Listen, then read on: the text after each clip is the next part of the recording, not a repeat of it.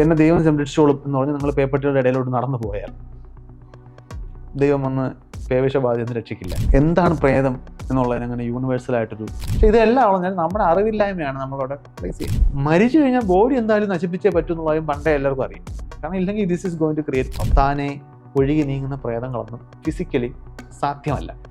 Over protective ആയിട്ടുള്ള parents ഒരു തലമുറ ഇങ്ങനെ വീക്കായിട്ട് വളർത്തിക്കൊണ്ടുവരാം. സ്വന്തമായിട്ട് ഒരു ഇൻഡിപെൻഡൻ്റ് ആയിട്ട് പ്രോബ്ലം സോൾവിങ് ഇല്ല. കുട്ടിയെ നമ്മൾ ഇൻവെസ്റ്റ്മെന്റ് ആയിട്ടാണ് കാണുന്നത്. അച്ഛനെയും അമ്മയും വൃദ്ധസദനത്തിലാക്കുന്ന ക്രൂരരായ മക്കൾ. 60 വയസ്സുള്ള ആളിനെ 90 വയസ്സുള്ള അച്ഛൻ വരട്ടും. നമ്മൾ ദൈവത്തെ കണ്ടു എന്ന് വിശ്വസിക്കുന്നതിനേക്കാൾ കൂടുതൽ പ്രേതത്തെ കണ്ടു എന്ന് പറയുമ്പോൾ വിശ്വസിക്കുന്നത് എന്തുകൊണ്ടായിരിക്കും? പലപ്പോഴും ആളുകൾ ഈ നിലവിലുള്ള കൗതുകങ്ങൾക്ക് ഉത്തരമില്ലാത്തതുകൊണ്ട് ദൈവം വെച്ച് ഫില്ല് ചെയ്യാണ് ചെയ്യുന്നത്.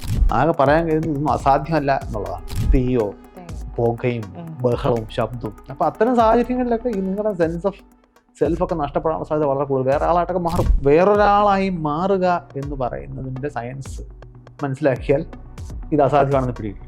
പക്ഷെ വേറൊരാളെ പോലെ തോന്നിക്കുക എന്ന് പറയുന്ന സയൻസ് വളരെ എളുപ്പമാണ്. നമ്മുടെ മുൻ വിശ്വാസങ്ങളെ ബലപ്പെടുത്തുന്ന തെളിവുകളാണ് നമ്മൾ എപ്പോഴും അന്വേഷിക്കുന്നത്. ആദ്യം എനിക്കധികം സ്ട്രെസ് ഇല്ലായിരുന്നല്ലോ. ഞാൻ പ്രാർത്ഥിച്ചപ്പോൾ എൻ്റെ വിചാരം എന്താണെന്ന് വെച്ചാൽ ഓക്കെ ഒരു ആൾ അല്ലെങ്കിൽ ഒരു പവർ ഹെൽപ്പ് ചെയ്യാണ്ടായിരുന്നല്ലോ എന്നാ.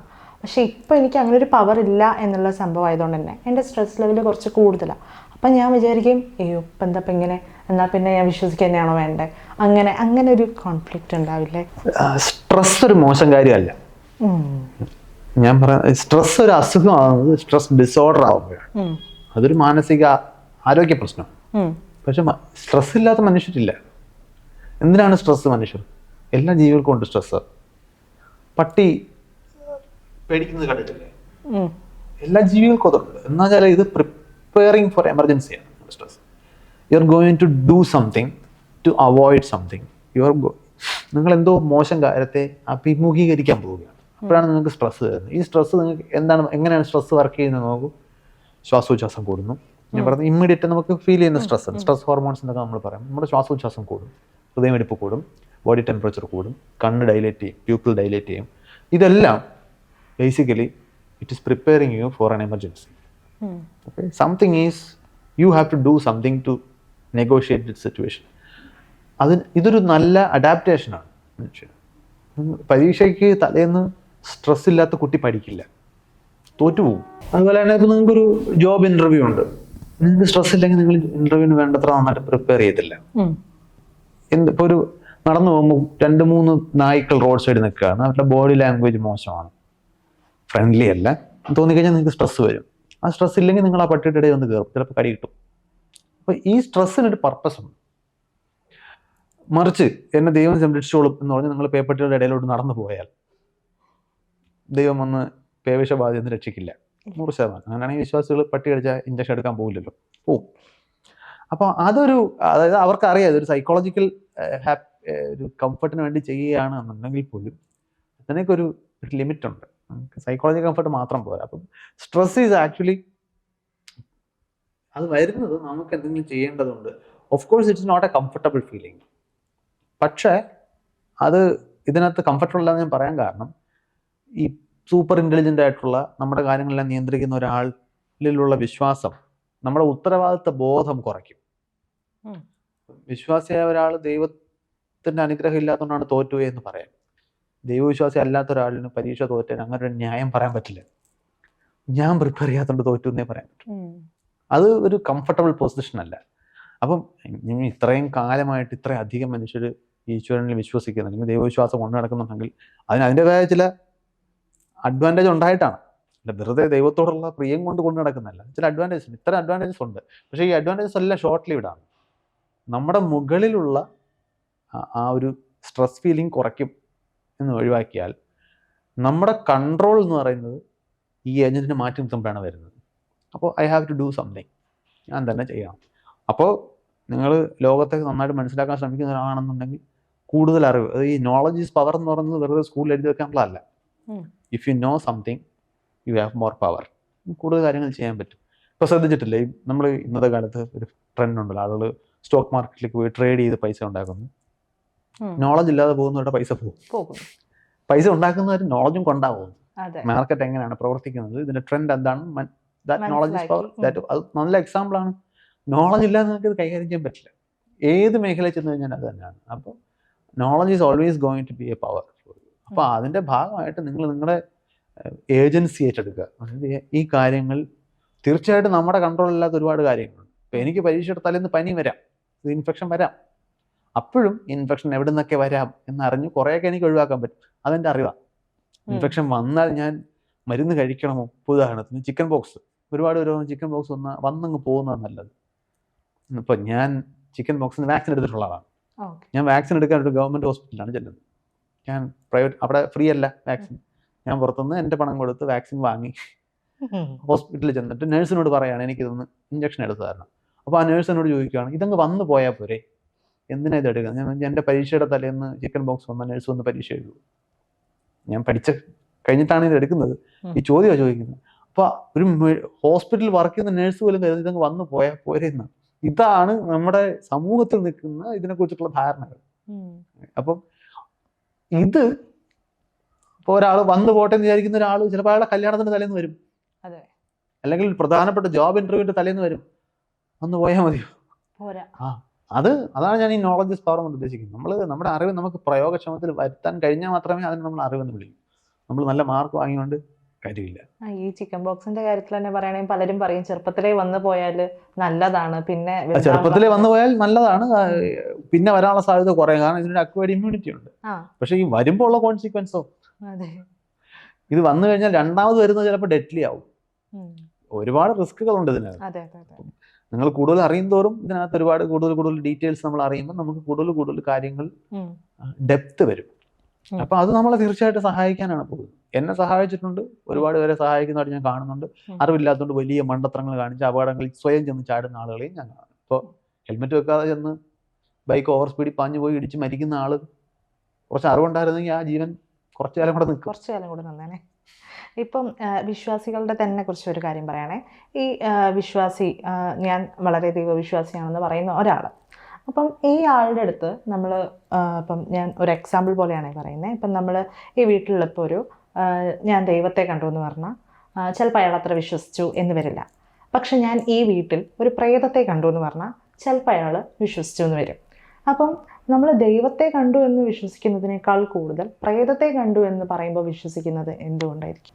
അത് വിശ്വാസി എന്ന് നൽകിയപ്പോൾ ഈ പറയുന്നതെല്ലാം അടിസ്ഥാനപരമായിട്ട് നമ്മുടെ ഈ ലോകത്തെക്കുറിച്ചുള്ള റിയലിസ്റ്റിക് ആയിട്ട് അണ്ടർസ്റ്റാൻഡിങ് ഇല്ലാത്തതുകൊണ്ടാണ് ഇതൊക്കെ വരുന്നത്.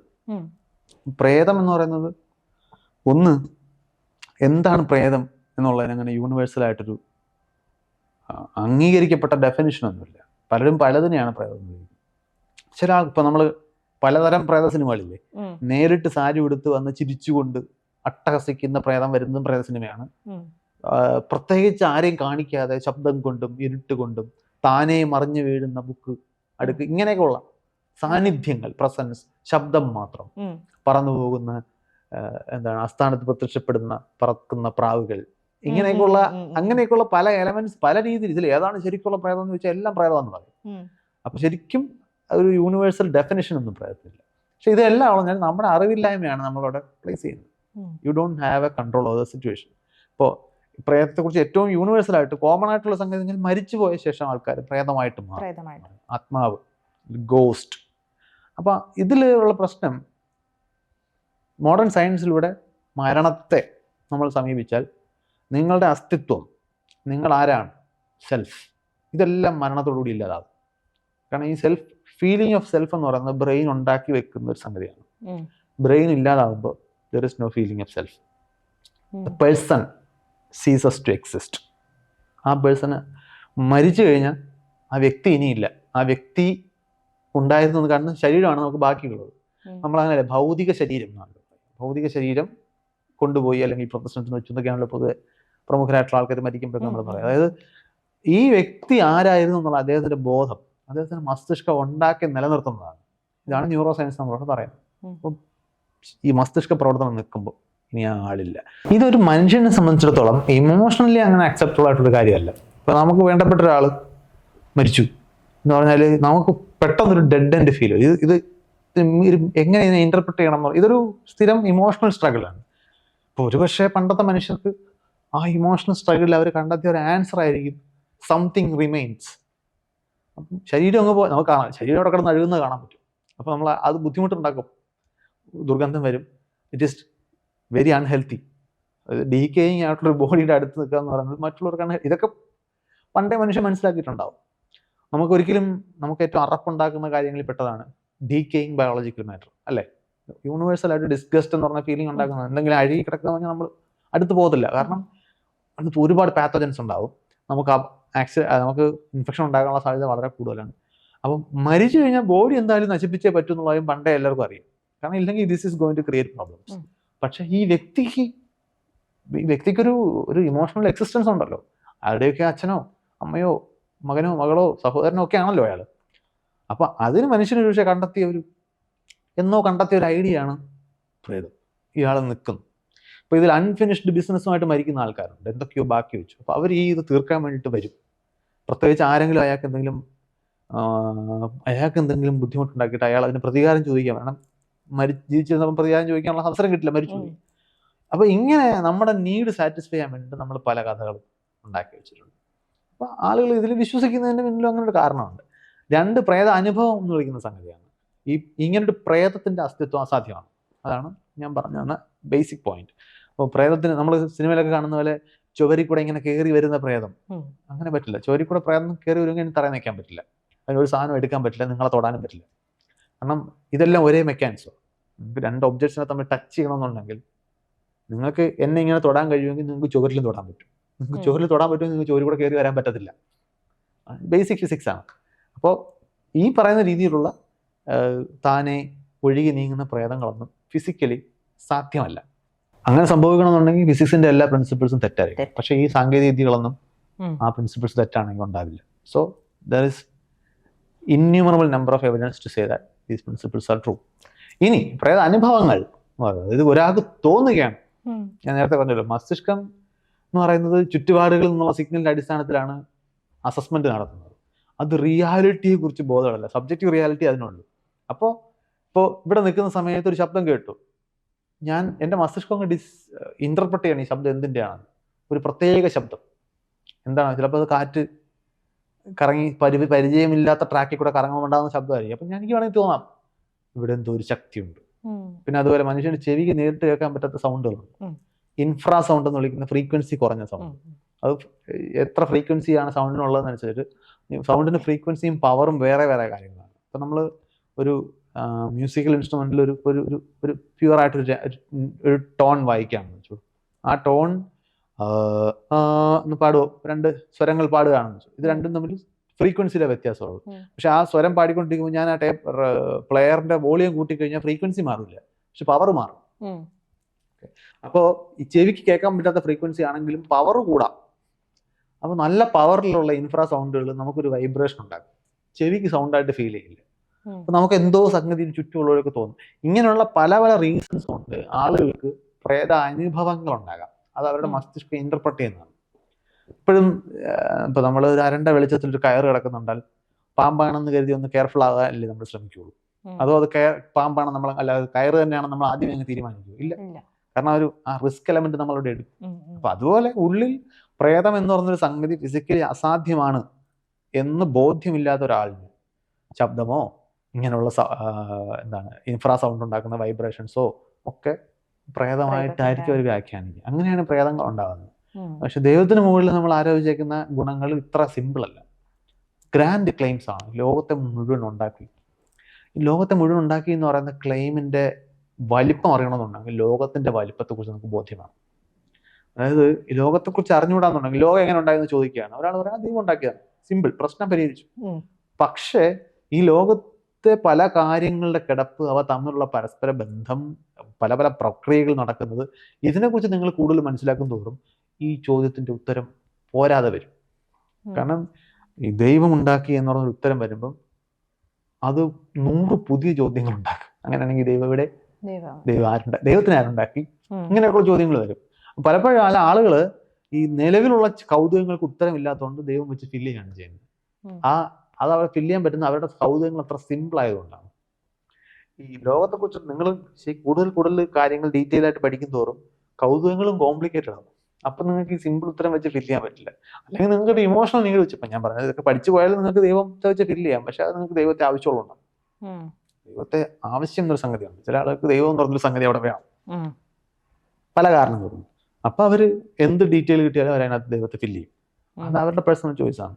ഇപ്പം ഈ വിശ്വാസത്തിന്റെ ഒരു ഡൗട്ടും കൂടി ഉണ്ട് എൻ്റെ എന്ന് വെച്ചാൽ, ഞാൻ മലബാർ ഏരിയയിലുള്ളവരാണ്. അപ്പം അവിടെ ഈ എന്താ പറയുക, തിരകൾ, അതേപോലെ തന്നെ ദൈവം കൂടിയിട്ട് സംസാരിക്കുന്ന ഓരോ തെയ്യം, ഇങ്ങനത്തെ സംഭവങ്ങളൊക്കെ ഉണ്ട്. അപ്പം എനിക്ക് പേഴ്സണലി അറിയുന്ന ഒരു ഫാമിലി ഉണ്ട്. അപ്പം അവരിൽ ഇതേപോലെ ദൈവം കയറിയിട്ട് സംസാരിക്കുന്നു എന്നുള്ളൊരു സംഭവമുണ്ട്.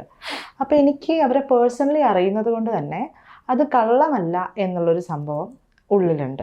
അപ്പം ആക്ച്വലി അവിടെ നടക്കുന്നത് എന്തായിരിക്കും? ഇവർക്ക് ആ സമയത്ത് എന്താ അവർക്ക് സംഭവിക്കുന്നത്? ഈ വേറൊരു രീതിയിൽ സംസാരിക്കാനും അതെന്താ? അത് ഇങ്ങനൊരു വെർബൽ ഡിസ്ക്രിപ്ഷൻ കേട്ട് മാത്രം എനിക്ക് ഉത്തരം പറയാൻ പറ്റുന്നൊരു ചോദ്യമല്ല. ആകെ പറയാൻ കഴിയുന്നത് ഇതൊന്നും അസാധ്യമല്ല എന്നുള്ളതാണ്. മനുഷ്യർക്ക് ഇത് ഞാൻ നേരത്തെ പറഞ്ഞില്ലേ, നമ്മുടെ ഐഡന്റിറ്റി എന്ന് പറയുന്ന സംഗതി നമ്മുടെ മസ്തിഷ്കം ഉണ്ടാക്കി നിലനിർത്തിക്കൊണ്ടിരിക്കുന്ന ഒരു സംഗതിയാണ്, ഉണ്ടാക്കി വെച്ചേക്കുന്നതല്ല. അതാണ് ഞാൻ പറഞ്ഞ വ്യത്യാസമുണ്ട്.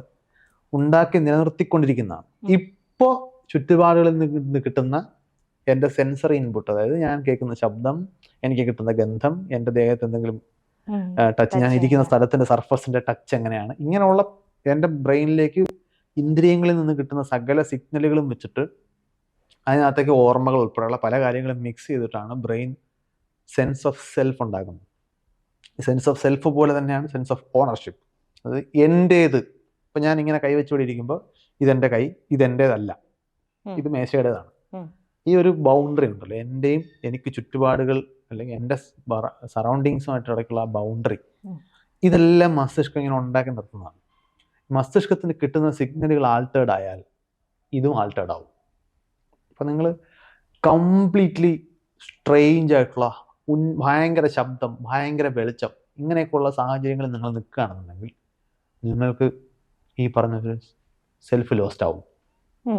അപ്പോൾ നിങ്ങൾക്ക് കിട്ടുന്ന സിഗ്നൽസ് പലപ്പോഴും നിങ്ങൾ ഇന്റർപ്രറ്റ് ചെയ്യുന്ന തെറ്റായിട്ടായിരിക്കും. നിങ്ങൾക്ക് കിട്ടുന്ന ഓക്സിജൻ കുറഞ്ഞെന്ന് വെച്ചു, ഓക്സിജൻ ബ്രെയിനിലേക്ക് നിങ്ങൾ എടുക്കുന്ന ഓക്സിജൻ കുറഞ്ഞ് ബ്രെയിനിലേക്കുള്ള ഓക്സിജൻ സപ്ലൈ പോകും. ബ്രെയിൻ ഒരുപാട് ഹാലൂസിനേഷൻസ് ഉണ്ടാകും. ഇപ്പം എനിക്കറിയാവുന്ന ഒരാൾ എവറസ്റ്റിൽ കയറിയിട്ടുള്ള ആളാണ്. പുള്ളി എവറസ്റ്റിലേക്ക് എത്തുന്ന ആ പീക്കിനടുത്ത് വെച്ചിട്ട് അറിയാമല്ലോ, അവിടെ ഓക്സിജൻ ഭയങ്കര കുറവാണ്. പുള്ളിക്ക് ഓക്സിജൻ സപ്ലൈ കുറയുന്ന ഒരു സിറ്റുവേഷൻ വന്നപ്പോൾ നമ്മുടെ അവതാർ സിനിമയിലെ നായകൻ പറക്കുന്ന ജീവിയില്ലേ, അത് ഈ ഇതിന് ചുറ്റും പറക്കുന്നത് പുള്ളി കണ്ടു. ഞാൻ പറഞ്ഞത് തോന്നിയെന്നല്ല പുള്ളി പറയുന്നത്, പുള്ളി കണ്ടു. പക്ഷെ അടുത്ത് നിൽക്കുന്ന ആൾ കാണുന്നില്ല. ഇതാണ് സബ്ജക്റ്റീവ് എക്സ്പീരിയൻസ് എന്ന് പറയുന്നത്. അതായത് ഒരു വ്യക്തിയുടെ മസ്തിഷ്കം അങ്ങനെ ഹാലൂസിനേറ്റ് ഉണ്ടാക്കുക. അപ്പോൾ പല സാഹചര്യങ്ങളിലും, ഇപ്പോൾ ഈ പറയുന്ന വല്ല റിലീജിയസ് ഫെസ്റ്റിവൽസ് ശ്രദ്ധിച്ചിട്ടില്ലേ, കുറച്ച് ഇൻറ്റൻസ് ആയിട്ടുള്ള സാഹചര്യങ്ങളായിരിക്കും. തീയോ പുകയും ബഹളവും ശബ്ദവും. അപ്പൊ അത്തരം സാഹചര്യങ്ങളിലൊക്കെ ഈ നിങ്ങളുടെ സെൻസ് ഓഫ് സെൽഫ് ഒക്കെ നഷ്ടപ്പെടാനുള്ള സാധ്യത വളരെ കൂടുതൽ. വേറെ ആളായിട്ടൊക്കെ മാറും. ആ ആളുടെ ഐഡന്റിറ്റി എങ്ങനെയാണല്ലോ അയാളുടെ മസ്തിഷ്കത്തിൽ ഇവിടെ കടന്നു പോകുന്ന പ്രോസസ്. ചിലപ്പോൾ അയാൾ മനഃപൂർവ്വം അതങ്ങനെ ആകാം, അല്ലെങ്കിൽ ഞാൻ പറയുന്നത് അയാൾ മനഃപൂർവ്വം അങ്ങനെ അഭിനയിക്കണം എന്നില്ല, അങ്ങനെ സംഭവിക്കുക. അതായത് ഇപ്പോൾ ഒരാളുടെ ഉള്ളിൽ ഒരു ധാരണയുണ്ട്, ഇത്തരം സിറ്റുവേഷനിൽ ഇത്ര നേരം നിൽക്കുമ്പോൾ ഞാൻ വേറൊരാളായിട്ട് മാറാം. അത് നമ്മുടെ മസ്തിഷ്കം നമ്മളെ വിശ്വസിപ്പിക്കുന്നതാണ്. ഞാൻ ഇതിനെ വേറൊരു രീതിയിൽ കൂടെ പറയണം. അതായത് വേറൊരാളായി മാറുക എന്ന് പറയുന്നതിൻ്റെ സയൻസ് മനസ്സിലാക്കിയാൽ ഇത് അസാധ്യമാണെന്ന് പിടികിട്ടും. പക്ഷെ വേറൊരാളെ പോലെ തോന്നിക്കുക എന്ന് പറയുന്ന സയൻസ് വളരെ എളുപ്പമാണ്. അത് അങ്ങനെയല്ല. നമുക്കെപ്പോഴും ഒക്കാംസ് റേസർ എന്ന് പറഞ്ഞിട്ടൊരു ഫിലോസഫിക്കൽ ടൂളുണ്ട്. അപ്പോൾ ഒരു കാര്യം വിശദീകരിക്കാൻ പലതരത്തിലുള്ള വിശദീകരണങ്ങളുണ്ടെങ്കിൽ എല്ലാം ഒരുപോലെ തെളിവുകൾ കുറഞ്ഞതാണെങ്കിൽ ഏതിനെടുക്കണം? ഏറ്റവും കുറച്ച് അസംഷൻസ് വേണ്ട കാര്യങ്ങൾ എടുക്കുക. ഇപ്പോൾ നിങ്ങൾ രാവിലെ എണീറ്റ് നോക്കിയപ്പോൾ നിങ്ങളുടെ വീടിന് മുമ്പ് നിന്ന് 2 മരങ്ങൾ ഒരേ സൈഡിലേക്ക് മറിഞ്ഞു കിടക്കും. ഇപ്പോൾ ഒരാൾ പറയാണ് 2 ഉൽക്കകൾ വന്ന് ഈ മരത്തിൽ ഇടിച്ച് പാരലി വന്ന് ഇടിച്ചതുകൊണ്ട് 2 മരങ്ങൾ മറിഞ്ഞു വീണതാണ്. സംഭവിക്കാം. പക്ഷെ അതിലും എളുപ്പമാണ് ഒരു കാറ്റടിച്ച് 2 ഒരേ ഡയറക്ഷനിലേക്ക് മറിഞ്ഞു. നിങ്ങൾ കാറ്റിനെയും കണ്ടില്ല, ഉൽക്കയും കണ്ടില്ല. പക്ഷെ ഉൽക്ക വന്ന് വീഴുന്നു എന്നുള്ള എക്സ്പ്ലനേഷന് കൂടുതൽ അസംഷൻസ് ഉണ്ട്. 2 ഉൽക്ക വരണം, 2 ഉൽക്ക പാരലായിട്ട് വരണം, ഓക്കെ, ഇങ്ങനെ എന്നിട്ട് പൊട്ടിത്തെറിച്ചത് കംപ്ലീറ്റ്ലി വേപ്പറൈസ് ചെയ്ത് പോകണം, എന്നാലേ നിങ്ങൾക്ക് അങ്ങനെ കാണാൻ പറ്റും. പക്ഷെ കാറ്റടിച്ചു എന്നുള്ള അസംഷൻ, ഇത്രയും അസംഷൻസ് വേണ്ട. അപ്പോൾ നമ്മൾ രണ്ടും നമുക്ക് തെളിവില്ല, നമുക്ക് ഊഹിക്കാനേ പറ്റുള്ളൂ എന്നുണ്ടെങ്കിൽ ഞാനതാ പറഞ്ഞത്, ഒരാളെ വേറൊരാളായിട്ട് മാറുന്നതാണോ അയാൾക്ക് വേറൊരാളെ പോലെ പെരുമാറാൻ തോന്നുന്നതാണോ എളുപ്പം? വേറൊരാളായിട്ട് പെരുമാറാൻ തോന്നുന്നതാണ് എളുപ്പം. Why don't you buy that argument? അല്ലെങ്കിൽ നിങ്ങളുടെ ആവശ്യമാണ്, കാരണം നിങ്ങൾക്കത് വേണം. അങ്ങനെയാണെങ്കിൽ നിങ്ങൾക്ക് അത് തന്നെ വേണം എന്ന് നിങ്ങൾ വാശി പിടിക്കും. മനഃപൂർവ്വം തന്നെ ആവണമെന്നില്ല, നമ്മൾ അറിയാതെ തന്നെ നമുക്ക് ഇഷ്ടമുള്ള നമ്മുടെ മുൻ വിശ്വാസങ്ങളെ ബലപ്പെടുത്തുന്ന തെളിവുകളാണ് നമ്മൾ എപ്പോഴും അന്വേഷിക്കുന്നത്. അപ്പോൾ സ്വാഭാവികമായിട്ടും നമ്മൾ അത്തരം ആർഗ്യുമെന്റിന് വേണ്ടി പോകും. അതാണ് പലപ്പോഴും സംഭവിക്കുന്നത്. വഴിയാലെ പോകുന്നവർ. ഇനി സോഷ്യൽ മീഡിയയിലെ കുറേ കമൻസുകളും അതുമായിട്ട് ബന്ധപ്പെട്ട ഒരു കാര്യം ചോദിക്കുകയാണ്. രവിചന്ദ്രൻ സാറിന് പാസ്റ്റായിട്ടും വൈശാഖൻ സാറിനെ പ്രസൻ്റായിട്ടും അതേപോലെ മൈത്രേയൻ സാറിനെ ഫ്യൂച്ചറായിട്ടും അങ്ങനെ ഒരു കമൻറ്റ് ഞാൻ കണ്ടിട്ടുണ്ടായിരുന്നു. എന്ന് വെച്ചാൽ പാസ്റ്റിനെ കുറിച്ച് ഇപ്പം മതങ്ങൾ എങ്ങനെ ഉണ്ടായി എന്നുള്ളതിനെ കുറിച്ചൊക്കെ ഡീറ്റെയിൽഡ് ആയിട്ട് പറയുന്ന ഒരാളാണ് രവിചന്ദ്രൻ സാറ് ഇന്നത്തെ കാലത്തെക്കുറിച്ച് കൂടുതലായിട്ട് ഇന്ന് നമ്മളെങ്ങനെ ഓരോ കാര്യത്തെയും നോക്കി കാണണമെന്ന് പറഞ്ഞു. അതുപോലെ മൈത്രേയൻ സാർ എന്ന് പറയുന്നത് ഒരുപാട് മുന്നോട്ടേക്ക് സാർ സഞ്ചരിച്ച് എന്നിട്ടുള്ള കാര്യങ്ങൾ നമുക്ക് പറഞ്ഞു തരുന്നു എന്നുള്ളതാണ്. അപ്പം സാർ എങ്ങനെയാണ് ഈ 3 കാര്യങ്ങളെ നോക്കിക്കാണുന്നത്? ഈ കമന്റ് ഞാൻ ആദ്യമായിട്ട് കേൾക്കുകയാണ്, ഞാൻ എന്നെ ശ്രദ്ധയിൽപ്പെട്ടിട്ടില്ല. എനിക്കങ്ങനെ തോന്നുന്നില്ല.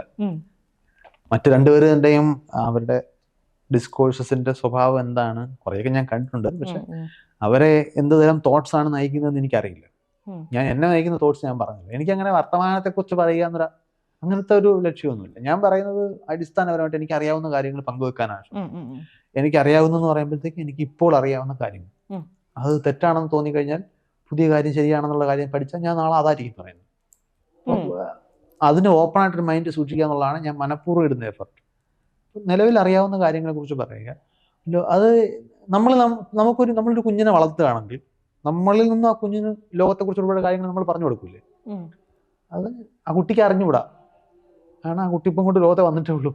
അപ്പോൾ നമ്മളിൽ നിന്നാണ് ആ കുട്ടി ആ വിവരങ്ങൾ അന്വേഷിക്കുന്നത്. അപ്പോൾ എനിക്കറിയാത്ത കാര്യം എല്ലാവരും ചെയ്യുന്നതല്ലേ, കുട്ടിയെ വളർത്തുന്ന എല്ലാ ആൾക്കാരും ചെയ്യുന്നതല്ലേ, അവർ ലോകത്തെക്കുറിച്ച് കുഞ്ഞിന് പറഞ്ഞു കൊടുക്കുന്നു. അപ്പോൾ ഇത് കുട്ടിയെ വളർത്തുന്ന എല്ലാവരും ചെയ്യുന്നതാണ്. നമുക്കറിയാവുന്ന കാര്യങ്ങൾ അതറിയാത്ത കുട്ടിക്ക് പറഞ്ഞു കൊടുക്കുന്നു. അവിടെ പ്രായം കുറവായതുകൊണ്ടാണ് ആ കുട്ടിക്ക് അറിയാത്തത്. ചിലപ്പോൾ ആ കാര്യത്തെക്കുറിച്ച് പഠിക്കാൻ ശ്രമിച്ചിട്ടില്ലാത്തതുകൊണ്ടായിരിക്കും ഒരാളിനെ അറിയാത്തത്. ഞാൻ പഠിച്ച കാര്യങ്ങൾ അങ്ങനെ ഒരാളിനെ പറഞ്ഞു കൊടുക്കുന്നു. ഞാൻ അങ്ങനെ മാത്രമേ അതിനെ കാണൂ.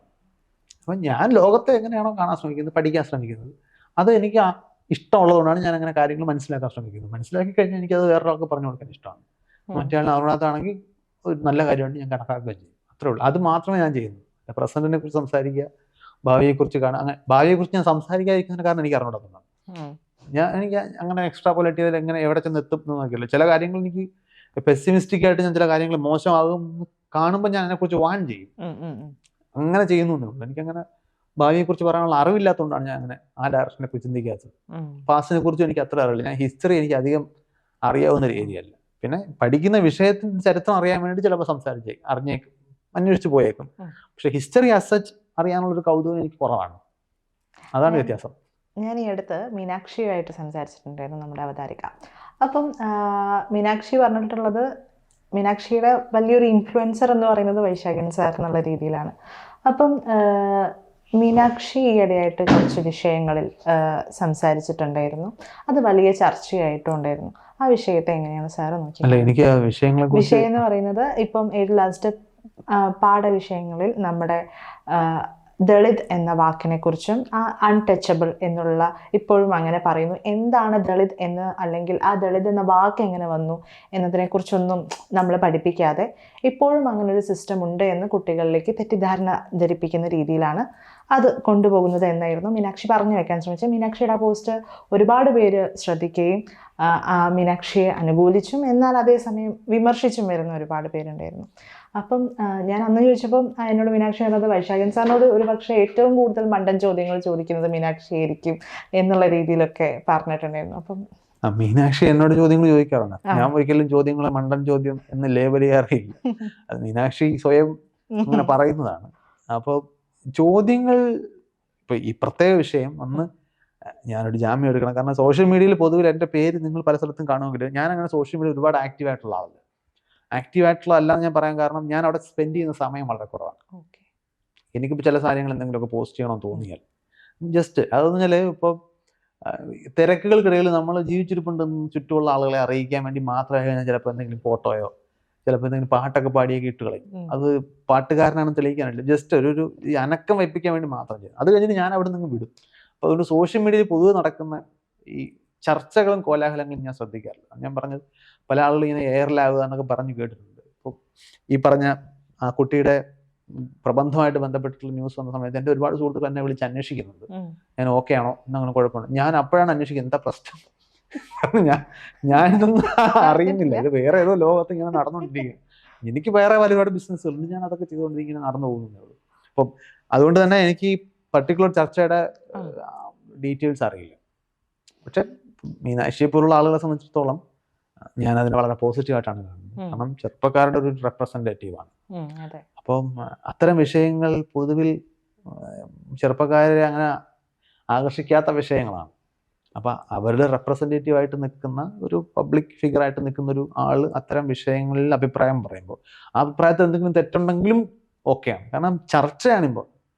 എല്ലാം കൂടെ പഠിച്ചിട്ട് അങ്ങനെ പെർഫെക്റ്റ് ആയിട്ടുള്ള അഭിപ്രായങ്ങളും വസ്തുതകളും നിരത്തുക എന്ന് പറയുന്നത് ഒരു ഒരു പ്രാക്ടിക്കൽ അല്ലാത്ത പ്രതീക്ഷയാണ്. ഇപ്പം ഞാനിപ്പോൾ നമ്മൾ സംസാരിക്കുന്നിടയ്ക്ക് ഞാൻ പറഞ്ഞല്ലോ, എൻ്റെ ഇപ്പോഴത്തെ അറിവില്ല ഞാൻ സംസാരിക്കുന്നത്. ചിലപ്പോൾ എൻ്റെ അറിവുകളിൽ പ്രശ്നങ്ങളുണ്ടാവാം, ചിലപ്പോൾ എനിക്ക് അറിയാവുന്ന കാര്യം തന്നെ പറയുമ്പം മാറിപ്പോയിട്ടുണ്ടാകും, ടങ് സ്ലിപ്പുകൾ വരാം, അതൊക്കെ സംഭവിക്കും. പക്ഷെ അതെല്ലാം അത് ഏതൊരാൾക്കും സംഭവിക്കാവുന്നതാണ്. പക്ഷെ അതങ്ങനെ സംസാരിക്കപ്പെടുക എന്നുള്ളതാണ് ഇമ്പോർട്ടൻറ്റ്. വേറൊരാൾക്ക് അത് പോയിന്റ് ചെയ്യാനുള്ള അവസരം ഉണ്ടല്ലോ, അവിടെ ചർച്ച നടക്കട്ടെ. അപ്പം ഞാൻ പറഞ്ഞത് വിഷയം എന്ത് തന്നെ ആയാലും മീനാക്ഷിയെ പോലുള്ള ആളുകളും മീനാക്ഷിയുടെ ഏജ് ഗ്രൂപ്പിലുള്ള ആരായാലും, അതിലും ചെറിയ ആളുകളായപ്പോലും ഇപ്പം സാമൂഹിക വിഷയങ്ങൾ നമ്മുടെ വിദ്യാഭ്യാസ സമ്പ്രദായത്തിന് ഞാൻ പറഞ്ഞല്ലോ നേരത്തെ ഒരുപാട് ഗുണങ്ങളുണ്ട് എന്ന് പറയുമ്പോഴും പോരായ്മകളുള്ള കൂട്ടത്തിൽ ഒരു വലിയ പോരായ്മ എന്ന് പറഞ്ഞാൽ നമ്മൾ സോഷ്യൽ സയൻസിനെ ഭയങ്കര സെക്കൻഡറി ആയിട്ടാണ് കാണുന്നത്. ടെക് സൈഡിലേക്ക് വന്ന് സ്റ്റെം ആണ് നമ്മുടെ ഫോക്കസ്. ഞാൻ സയൻസ് അധ്യാപകനാണ്, പക്ഷേ സോഷ്യൽ സയൻസിന്റെ പ്രാധാന്യത്തെ ഞാൻ സയൻസിന് സെക്കൻഡറി ആയിട്ട് കാണുന്ന ആളല്ല. ഇതും കൂടെ പഠിക്കേണ്ട. നമ്മുടെ നാട്ടിൽ ഒരു കഴിഞ്ഞ 30 വർഷം, ഞാൻ 30 വർഷം എന്ന് പറഞ്ഞാൽ ഞാൻ എൻ്റെ സ്കൂൾ ടൈമിൻ്റെ ഒരു പീരീഡാണ്. ഞാൻ പിന്നിലേക്ക് നോക്കുമ്പോൾ ഏറ്റവും വലിയ പോരായ്മ അതാണ്. അതായത് സാമൂഹിക വിഷയങ്ങളെ പരീക്ഷയ്ക്ക് വേണ്ടി എന്നതിനപ്പുറത്തേക്ക് നാളെ ആവശ്യമുള്ളൊരു സംഗതിയായിട്ട് കണ്ടിട്ടേ ഇല്ല. ഇപ്പോഴത്തെ പല അഭിപ്രായ പ്രകടനങ്ങളും ചരിത്രബോധമില്ല ആളുകൾക്ക് ബേസിക്കലി ഒരു ഗവൺമെൻറ് എങ്ങനെയാണ് വർക്ക് ചെയ്യുന്നതിനെ കുറിച്ച് ധാരണയില്ല. നമ്മൾ നോക്കിക്കഴിഞ്ഞാൽ പക്ഷേ അറിവില്ലാത്തവരുടെ എണ്ണം കൂടുന്നത് വലിയ അപകടമാണ്. കാരണം പിന്നെ അറിവിന് വിലയില്ലാതാവും. ഈ ഇൻഫർമേഷൻ റെവല്യൂഷൻ വരുമ്പോഴുള്ള പ്രശ്നം എല്ലാം നമുക്ക് ഗൂഗിളിൽ കിട്ടുമല്ലോ. അപ്പം ശരിക്കും ഈ അറിവ് ഉണ്ടാക്കുന്ന ആൾക്ക് പ്രാധാന്യം ഇല്ലാതെ വരും. ഇപ്പോൾ ChatGPT, AI ഇപ്പോഴത്തെ ചർച്ചകൾ അതൊക്കെയാണ്. ഇതിനെക്കുറിച്ച് പല ആളുകളെയും സംസാരിക്കുമ്പോൾ ഞാൻ മനസ്സിലാക്കുന്ന കാര്യം, ഈ ChatGPT ഉണ്ടാക്കുന്ന റെസ്പോൺസിലൊരു വാവ് ഫാക്ടർ ഉണ്ട്. ഇതൊരു മനുഷ്യനെ പോലെ സംസാരിക്കുന്നത്, അതിൽ പെട്ടുകിടക്കണം ഒരുപാട് ആൾക്കാർ. അത് ഫാക്ച്വലി റോങ് ആകാമെന്നും അതിനെ ഡിപ്പെൻഡ് ചെയ്യരുത്, അതിനെ ഉപയോഗിക്കരുന്നില്ല, അതിനെ ഡിപ്പെൻഡ് ചെയ്യരുത് എന്നൊക്കെ പറയുമ്പോൾ തിരിച്ചെതിർക്കുന്ന ആൾക്കാരുണ്ട്. അത് നിങ്ങൾക്ക് AI കുറിച്ച് അറിയാത്തതുകൊണ്ടാണ്. ഞാൻ AI എക്സ്പെർട്ട് അല്ല. അത് AI ഫ്യൂച്ചർ തന്നെ ആയിക്കോട്ടെ, ഇന്റർനെറ്റും ഫ്യൂച്ചറാണ്. അപ്പോൾ AI എക്സ്പെർട്ടീസ് അല്ല ഇവിടെ പറയുന്നത്. ഇവിടെ സംസാരിക്കുന്നത് AI എങ്ങനെ അതിൻ്റെ ബേസ് നോളജാണ്. ബേസിക്കലി അതെന്താണ്, അതെങ്ങനെയാണ് ഈ റെസ്പോൺസ് ഉണ്ടാക്കുന്നതെന്ന് പഠിച്ചാൽ നിങ്ങൾക്ക് ഈ വോ ഫാക്ടർ ഇല്ലാതാവും. തീർച്ചയായിട്ടും അത് ഗുണം ചെയ്യും, നിങ്ങൾക്ക് ഒരുപാട് കാര്യങ്ങൾ ഉപയോഗിക്കാം. പക്ഷെ അതിനെ അൾട്ടിമേറ്റ് ആയിട്ട് കാണുന്നത് അതിനെക്കുറിച്ചുള്ള അറിവില്ല തന്നെയാണ്. അത് ആ അറിവെന്ന് ഞാൻ ഉദ്ദേശിക്കുന്നത് സ്വന്തമായിട്ടൊരു AI ചാറ്റ് ബോട്ട് ഉണ്ടാക്കാനുള്ള അറിവല്ല. നിങ്ങൾക്ക് അത് എങ്ങനെയാണ് അത് പ്രവർത്തിക്കുന്നത്. ഇപ്പോൾ ഒരു കെട്ടിടം എങ്ങനെ കെട്ടേണ്ടത് നിങ്ങളൊരു എഞ്ചിനീയർ ആവേണ്ട കാര്യമില്ല. ചുടുകെട്ട കെട്ടി എങ്ങനെയാണ് വീടുണ്ടാക്കേണ്ടത് മനസ്സിലാക്കുക. ഈ കെട്ടുക എന്ന് പറയുന്നൊരു ബിൽഡിംഗ് പ്രോസസ്സിന്റെ ഒരു ബേസിക് നോളജ് ഉണ്ടല്ലോ, അതിന്റെ അടിസ്ഥാനത്തിലാണ് പറയുന്നത്. അത് വെച്ച് ഇപ്പം നിങ്ങൾ കാറിനെ എത്ര ഗവേഷണം നടത്തി ഇമ്പ്രൂവ് ചെയ്താലും വിമാനമാകത്തില്ല. അല്ലെങ്കിൽ പറക്കാൻ പറ്റുന്ന കാർ ഉണ്ടാക്കാൻ നിങ്ങൾ കാറിൽ എത്ര ഇമ്പ്രൂവ് ചെയ്യാൻ പറ്റില്ല. കാരണം പറക്കുക എന്ന് പറയുന്നത് ഫണ്ടമെന്റലി വേറൊരു ഐഡിയയാണ്. അപ്പോൾ ഈ ഒരു ഇത് നമ്മൾ തിരിച്ചറിയണം. അതാണ് ചോദ്യം. ഒന്നുകൂടെ ആവർത്തിക്കാം. മീനാക്ഷിയുടെ ഒരു പോസ്റ്റുമായി അതാണ് ഞാൻ പറഞ്ഞത്. അപ്പം ആ ഒരു നോളജ് നമ്മൾ അക്വയർ ചെയ്യുക, ആ ഡിസ്കഷൻ ഓപ്പൺ ചെയ്യുക, അറിയുന്നത് അറിയാത്തതായിട്ടുള്ള കാര്യങ്ങളെ നമ്മൾ പരസ്പരം ബഹുമാനത്തോടുകൂടി അധിക്ഷേപത്തോടു കൂടിയല്ല, പലപ്പോഴും വിമർശനം എന്ന പേരിൽ ആൾക്കാർ ചെയ്യുന്നത് അധിക്ഷേപമാണ്. അപ്പം സോഷ്യൽ മീഡിയയിൽ വരുമ്പോൾ ഇത്തരം ചർച്ചകൾക്കുള്ള സ്കോപ്പ് എപ്പോഴും ഉണ്ട്. പക്ഷെ ഒരു നമ്മുടെ എഡ്യൂക്കേഷനിൽ പലപ്പോഴും ഈ സോഷ്യൽ സയൻസിൻ്റെ പ്രാധാന്യം കുറഞ്ഞു പോയതുകൊണ്ട് ആളുകൾക്ക് ചരിത്രത്തെക്കുറിച്ചും സമൂഹം എങ്ങനെയാണ് നടന്നു പോകുന്നതെന്നുള്ളതും ഗവേണൻസ് എങ്ങനെയാണ് പോകുന്നതിനെക്കുറിച്ചും വളരെ പരിമിതമായിട്ടുള്ള, വളരെ വികലമായിട്ടുള്ള ധാരണകളാണ് സമൂഹത്തിലുള്ളത്. അത് നമുക്ക് അപകടം ചെയ്യും. കാരണം നാളെ ഈ ഒരു ജനറേഷൻ വരുമ്പോൾ സമൂഹത്തെ നടത്തിക്കൊണ്ട് പോകണമെന്നുണ്ടെങ്കിൽ സമൂഹം ഇതുവരെ എങ്ങനെയാണ് വന്നതെന്നുള്ളതിനെ കുറിച്ചൊരു ധാരണ വേണം. അത് ഇല്ലാതെ വരുന്നത് അപകടമാണ്. അപ്പോൾ തീർച്ചയായിട്ടും ഞാൻ ഇത്തരം ചർച്ചകളെല്ലാം വളരെ പോസിറ്റീവായിട്ടാണ് കാണുന്നത്. അത് കൂടുതൽ ആളുകളുടെ വായിൽ നിന്നും അത് വരണം എന്നാണ് ഞാൻ ആഗ്രഹിക്കുന്നത്. ഇപ്പം മീനാക്ഷിയുടെ അടുത്ത് ഞാൻ പോയപ്പോൾ എനിക്ക് മനസ്സിലായ ഒരു കാര്യം, പാരൻറ്റിങ് കൂടി അവിടെ ഒരു വലിയ ഘടകമായിട്ട് എനിക്ക് തോന്നിയിട്ടുണ്ട്. ഇപ്പം നമ്മൾ എന്താ വിശ്വസിക്കുന്നത്, ഇപ്പം അറിഞ്ഞ് ഒരു കാര്യത്തെ നമ്മൾ മനസ്സിലാക്കുന്നതും അല്ലെങ്കിൽ നമ്മൾ ജസ്റ്റ് വിശ്വസിക്കുന്നതുമായി ബന്ധപ്പെട്ടിട്ട് ആ കുട്ടി എന്നോട് സംസാരിച്ചിട്ടുണ്ടായിരുന്നു. അപ്പോൾ അതിൽ എന്താ പറയുക, പാരൻറ്റിങ്ങിൻ്റെ ഒരു വലിയ ഇൻഫ്ലുവൻസ് ഞാൻ അവിടെ കണ്ടിട്ടുണ്ട്. അപ്പോൾ നമ്മൾ പാരൻസ് തന്നെ നമ്മുടെ ഈ കുട്ടികളെ വളർത്തിയെടുക്കുന്നതിൽ അല്ലെങ്കിൽ അവരെ നമ്മൾ ഗ്രോ അപ്പ് ചെയ്യുന്നതിൽ ആ ഒരു സമയത്ത് നമ്മൾ കുറേ കാര്യങ്ങളും കൂടി ശ്രദ്ധിച്ച് ചെയ്യേണ്ടതില്ലേ? തീർച്ചയായിട്ടും ഉണ്ട്. നമ്മുടെ നാട്ടിൽ ഈ ഡ്രൈവിങ്ങിനും പാരൻറ്റിങ്ങിനൊക്കെയുള്ള പ്രത്യേകത, ഇത് ആർക്കും ചെയ്യാൻ പറ്റുന്ന, ആർക്കും പെർഫെക്റ്റ് ആയിട്ട് ചെയ്യാൻ പറ്റുന്ന ഒരു സംഗതിയാണ് നമ്മളൊരു സംഗതി. ഇതൊരു സ്കില്ലാണ്. It's A gradient. അതിൽ വളരെ തീരെ പറ്റാത്ത ആൾക്കാരും വളരെ എക്സലൻ്റ് ആയിട്ട് ചെയ്യുന്ന ആൾക്കാരും ആവറേജ് ആയിട്ട് ചെയ്യുന്ന ആൾക്കാരും ഒക്കെ ഉണ്ട്. പാരൻറ്റിങ്ങിനും ഉണ്ട് ഒരുപാട് കാര്യങ്ങൾ അതിനെക്കുറിച്ച് മനസ്സിലാക്കാനുണ്ട്. ആദ്യത്തെ ധാരണ കുട്ടി ആരാണെന്നുള്ള, കുട്ടി ഒരു വ്യക്തിയാണ്. 18 വയസ്സാകുമ്പോൾ പെട്ടെന്ന് കുട്ടി അങ്ങ് മുതിർന്ന ആളാവില്ല. ഈ മുതിർന്ന ആള് മുതിരുക എന്ന് പറഞ്ഞൊരു പ്രോസസ്സാണ്. ആ പ്രോസസ്സിനെ നമ്മൾ എങ്ങനെ അക്കമ്പനി ചെയ്യുന്നു, നമ്മൾ എവിടെ വെച്ചാണ് പാരൻറ്റിങ് നിർത്തുന്നത്? പാരൻറ്റിങ് നിർത്തണ്ടേ? എവിടെ വെച്ചാൽ നിൽക്കുക? നമ്മുടെ നാട്ടിലെ തീരൂല. ഇതെല്ലാം അതാ 60 വയസ്സുള്ള ആളിനെ 90 വയസ്സുള്ള അച്ഛൻ വരട്ടും. അത് സംഭവിക്കും. അത് പാരന്റിങ്ങിനെ കുറിച്ചുള്ള ധാരണയില്ലായ്മയാണ്. അപ്പോൾ പ്രത്യേകിച്ച് നമ്മുടെ നാട്ടിൽ മാത്രമല്ല, ജെൻസി ഫ്രജലിറ്റി എന്ന് പറഞ്ഞിട്ട് വാക്കുണ്ട്. അതായത് ഈ ഓവർ പ്രൊട്ടക്റ്റീവ് ആയിട്ടുള്ള പാരന്റ്സ് ഒരു തലമുറയെ ഇങ്ങനെ വീക്കായിട്ട് വളർത്തിക്കൊണ്ടുവരും. അത് സ്വന്തമായിട്ട് ഒരു ഇൻഡിപെൻഡന്റ് ആയിട്ട് പ്രോബ്ലം സോൾവിങ് ഇല്ല. എല്ലാം പാരന്റ്സ് സോൾവ് ചെയ്ത് കൊടുക്കുന്ന പ്രോബ്ലംസ് ആണ് ഇവർ കാണുന്നത്. ഇപ്പോൾ വീട്ടിലെ സാമ്പത്തിക ബുദ്ധിമുട്ടുകൾ അറിയിക്കില്ല, അപ്പോൾ പൈസ എങ്ങനെ വരുന്നതെന്ന് കുട്ടിക്ക് അറിയില്ല. അപ്പം ഈ പാരന്റിങ്ങിന് ഇങ്ങനെ ഒരുപാട് കാര്യങ്ങളുണ്ട്. കുട്ടിയെ നമ്മൾ ഇൻവെസ്റ്റ്മെന്റ് ആയിട്ടാണ് കാണുന്നത്. Fundamentally wrong. ഇപ്പോൾ children do not come from us, they come through us എന്ന് ഇംഗ്ലീഷിൽ ഒരു ചൊല്ലുണ്ട്. കുട്ടി വേറൊരു പൗരനാണ്. നമ്മൾ വഴി ഈ ഭൂമിയിലേക്ക് വരുന്നതേ ഉള്ളൂ, നമ്മളിൽ നിന്നും വരുന്നവരല്ല. അപ്പൊ നമുക്ക് ഓണർഷിപ്പ് ഒന്നുമില്ല. കാരണം നമ്മൾ കുട്ടിയെടുത്ത് ഈ കോമൺ പാരന്റിങ് എറേഴ്സ് ആണ് ഞാൻ കാണുന്നത്. ഇപ്പോൾ കുട്ടിയെടുത്ത് നമ്മൾ പറയും, വലുതാകുമ്പോൾ നീ എന്നെ അച്ഛനെ അമ്മയെ നോക്കാനാണ് എന്ന് പറയും. അപ്പൊ കുട്ടി കിട്ടുന്ന മെസ്സേജ് എന്താണ്? അച്ഛൻ ഇൻവെസ്റ്റ് ചെയ്യാം. പിന്നെ മറ്റേ അൺകണ്ടീഷണൽ ലവിന്റെ കാര്യം പറയരുത്. അത് കാരണം അച്ഛന് വലുതാവുമ്പോൾ, അച്ഛന് പ്രായമാകുമ്പോൾ നോക്കാനാണ് എന്നെ വളർത്തുന്നത്. ഓക്കെ, അപ്പൊ പിന്നെ എൻ്റെ അടുത്ത് വേറെ ഇതൊന്നുമില്ല. അച്ഛൻ ഇൻവെസ്റ്റ് ചെയ്യാണ്. നമ്മൾ ബാങ്കിൽ കൊണ്ട് പൈസ ഇട്ടിട്ട് ഞാൻ ബാങ്കിനോട് പറയുവാണ്, ഞാൻ നിന്നെ പൈസ ഇട്ട് ബാങ്കിനെ വളർത്തും. അല്ലല്ലോ, എനിക്ക് നാളെ തിരിച്ചെടുക്കാനല്ലേ ഇത് ചെയ്യുന്നത്. അപ്പൊ ഇതൊരു റോങ് സിഗ്നലാണ് കുട്ടിക്ക് കൊടുക്കുക. പിന്നെ കുട്ടിയെ ഒരു വ്യക്തിയായിട്ട് അംഗീകരിക്കാതിരിക്കുക. അച്ഛൻ അമ്മ കുറച്ച് പേരൊക്കെ ഡിസൈഡ് ചെയ്യുകയാണ്. കുട്ടിക്കും ഇഷ്ടങ്ങളുണ്ട്. അത് കുട്ടിക്ക് കുട്ടിയുടെ ഒരു ബ്രെയിനും കുട്ടിയുടെ ഒരു ഐഡന്റിറ്റിയും ഉണ്ട്. അത് നിങ്ങളിൽ നിന്ന് വന്നുകൊണ്ട് നിങ്ങളുടേതായ ചില സമാന സ്വഭാവങ്ങളും ഒക്കെ കാണും. പക്ഷെ കുട്ടി വേറൊരാളാണ്, അത് അംഗീകരിക്കില്ല. പകരം കുട്ടിയെ പുഷ് ചെയ്യുന്നു. അച്ഛന് നല്ലതെന്ന് തോന്നുന്ന കോഴ്സ് കുട്ടി പഠിക്കണം, അച്ഛന് നല്ലതെന്ന് തോന്നുന്ന ജോലി കുട്ടി ചെയ്യണം. പല ആൾക്കാരുണ്ടല്ലോ, എനിക്ക് കഴിയാത്ത സ്വപ്നം എൻ്റെ മകനിലൂടെ. അതങ്ങനെ നിങ്ങളുടെ സ്വപ്നം നിങ്ങളുടെതും കുട്ടിയുടെ സ്വപ്നം വേറെയാണ്. ഇങ്ങനെയുള്ള ഇതെല്ലാം പാരന്റിങ് മിസ്റ്റേക്കുകളാണ്. അത് ഇതാണ് തിരിച്ച് ഡിസ്കണക്ഷൻ ഉണ്ടാക്കുന്നത്. ശ്രദ്ധിച്ചിട്ടില്ലേ? നമ്മുടെ നാട്ടിൽ വേറൊരു ഇതില്ലേ, അച്ഛനെയും അമ്മയും വൃദ്ധസദനത്തിലാക്കുന്ന ക്രൂരരായ മക്കൾ. അതെ, ഇതിന്റെ ഇതെന്ന് പറഞ്ഞാല്, എന്നിട്ട് നമ്മൾ പഴയ ന്യായം പറയും. എന്താണ്? കുട്ടിക്കാലത്ത് ഈ ഇവനെ വളർത്തിയതും പക്ഷെ കുട്ടി വളരെ ഉറപ്പുണ്ടായിരുന്നു. ഈ പ്രായമായ ആളിനെ എത്ര നോക്കേണ്ടിരുന്ന ഉറപ്പില്ല. അയാൾ ചിലപ്പോൾ ചെയ്യുന്നത് കൂടുതൽ മെഡിക്കൽ കെയർ ഉള്ള, കൂടുതൽ ഹെൽത്തി ആയിട്ടുള്ള അറ്റ്മോസ്ഫിയർ ഉള്ള, കൂടുതൽ ആൾക്കാരുടെ അറ്റൻഷൻ കിട്ടുന്ന ഒരു സ്ഥലത്തായിരിക്കും. പക്ഷെ പാരന്റിന് ഒരു ആവശ്യമുണ്ട് മകളുടെയും മകന്റെ അടുത്ത് തന്നെ കിടക്കും. പക്ഷെ ഇതിന്റെ മറുവശം ഉണ്ടല്ലോ, ഇപ്പോൾ വൃദ്ധസദനത്തിലോ അങ്ങനെ ഏതെങ്കിലും ഒരു ജെറിയാട്രിക് കെയർ ഹോമിലോ ആക്കാനുള്ള സാമ്പത്തിക ശേഷി ഇല്ലാത്ത ആൾക്കാരും ഉണ്ട്. സാമ്പത്തിക ശേഷി ഉള്ളവരാണല്ലോ അവിടെ കൊണ്ടാകുന്നത്. പക്ഷെ ദാരിദ്ര്യത്തിനിടയിലും അച്ഛനെയും അമ്മയും കൂടെ നിർത്തുന്ന ആൾക്കാരില്ലേ? അവിടെ എന്താ സംഭവിച്ചത്? അവരെന്തുകൊണ്ടാണ് അത് വേറെ ഓപ്ഷൻ ആലോചിക്കാത്തത്? അവർക്ക് വേറെ ഓപ്ഷൻ വന്നാൽ അവർ കൊണ്ട് കളയണം നിർബന്ധമുണ്ടോ? ഇല്ല. എന്തുകൊണ്ടെന്ന് പറഞ്ഞാൽ അവർക്കൊരു കണക്ഷൻ ഉണ്ട് അവിടെ. This person is emotionally attached. അപ്പൊ അയാൾക്കൊരു സഫറിങ് വരുമ്പോൾ ഞാൻ അയാളെ കെയർ ചെയ്യും. അതെന്തുകൊണ്ടെന്ന് വെച്ചാൽ അച്ഛനായോണ്ടോ അമ്മ ആയോണ്ടോ അല്ല, ആ അടുപ്പം കൊണ്ടാണ്. മനസ്സിലായില്ലേ? മറ്റത് അച്ഛനും അമ്മയോ ആണ്, പക്ഷെ ആ അടുപ്പമില്ല. അപ്പം നിങ്ങൾക്ക് ഈ അറ്റാച്ച്മെന്റ് പ്രതീക്ഷിക്കരുത്. ആ അറ്റാച്ച്മെന്റ് എങ്ങനെയൊക്കെ പോകാം? ഈ ഇൻവെസ്റ്റ്മെന്റ് തിയറി പറഞ്ഞാൽ മതിയല്ലോ, പിന്നെ അതിനകത്ത് ഇൻവെസ്റ്റ്മെന്റ് റോളില്ല. എനിക്കറിയാവുന്ന ഒരു സംഭവമുണ്ട്. അതായത് കുട്ടി പഠിക്കുന്ന സമയത്ത് നിനക്ക് ഇവിടെ എന്താ കുറവെന്ന് ചോദിച്ചത്, ആ. ഇടയ്ക്കിടയ്ക്ക് ചോദിക്കും. ഓൾഡ് ഏജ് ഹോമിലാക്കിയിട്ട് മോള് ചോദിച്ചു അച്ഛൻ എവിടെ എന്താ കുറവെന്ന്. കറക്റ്റ് അല്ലേ? ഒരു കുറവുമില്ല. ഒരു കുറവില്ല. എല്ലാ ഇത് സമയത്തും തിരിച്ചു വരും. അതാ പറഞ്ഞത്, നമ്മളങ്ങനെ പാരന്റിങ്ങിനെ നമ്മൾ അങ്ങനെ കാണേണ്ടിയിരിക്കും. നമ്മളൊരു സൈഡിൽ ഇറ്റ് ഇസ്, ഞാനൊരു പാരന്റ് അല്ല കേട്ടോ, പക്ഷെ പാരന്റ്സിൽ നിന്ന് എനിക്ക് അറിയാവുന്ന, ഞാൻ റീഡ് ചെയ്തിട്ടുള്ള കാര്യങ്ങളാണ്. ഇതൊരു ടഫ് കാര്യമാണ്. ഏതാണ് ഇപ്പോൾ പല അമ്മമാരും കുഞ്ഞുങ്ങളെ, എൻ്റെ സുഹൃത്തുക്കളൊക്കെ ഈ അമ്മമാരായിട്ടുള്ള അവരുടെ അനുഭവങ്ങളൊക്കെ പറയുന്നത്, ഈ കുഞ്ഞിനെ ഈ ഏർലി സ്റ്റേജിൽ കുഞ്ഞിനെ എപ്പോഴും ഇങ്ങനെ നമ്മുടെ ശരീരത്തോട് ഒട്ടിയാണല്ലോ. കുറച്ച് കഴിയുമ്പോൾ ഈ കുഞ്ഞ് നമ്മളെ ശരീരത്തിൽ നിന്ന് അനങ്ങാൻ തുടങ്ങും. അപ്പോൾ അവർക്കൊരു ഡിറ്റാച്ച്മെന്റ് ഫീൽ ചെയ്യും. അയ്യോ കുഞ്ഞ് എന്നിൽ നിന്നും മാറിപ്പോകും. ഞാൻ പറയുന്നത് മുട്ടിലെഴുന്ന പ്രായം.